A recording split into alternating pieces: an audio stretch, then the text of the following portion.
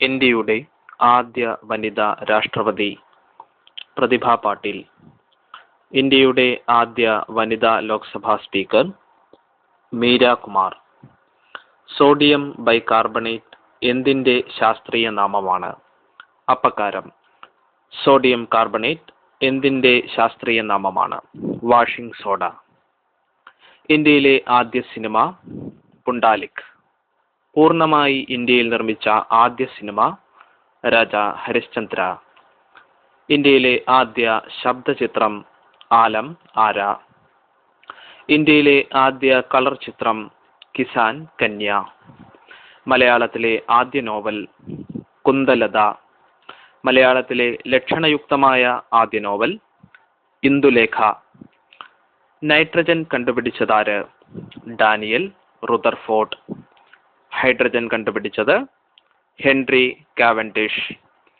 Volleyball കളിയുടെ ഉപജ്ഞാതാവ് William Morgan.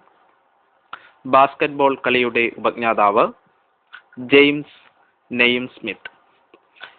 കേരളത്തിലെ ഏറ്റവും ദൈർഘ്യമേറിയ പകൽ ജൂൺ 21. കേരളത്തിലെ ഏറ്റവും ദൈർഘ്യമേറിയ രാത്രി ഡിസംബർ 22. ഉള്ളൂർ എഴുതിയ മഹാകാവ്യം ഉമാ കേരളം. വള്ളത്തോൾ എഴുതിയ മഹാകാവ്യം ചിത്രയോഗം. ഇന്ത്യൻ ഭരണഘടന മൗലിക അവകാശങ്ങൾ കടമെടുത്തത് എവിടെ നിന്ന്? USA. ഇന്ത്യൻ ഭരണഘടന മൗലിക കർത്തവ്യങ്ങൾ കടമെടുത്തത് എവിടെ നിന്ന്? USSR.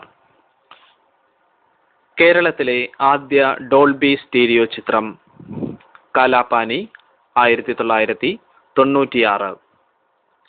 മലയാളത്തിലെ ആദ്യ DTS ചിത്രം മിലേനിയം സ്റ്റാർസ് 2000. ഇന്ത്യയുടെ രാഷ്ട്രപിതാവ് മഹാത്മാ ഗാന്ധി.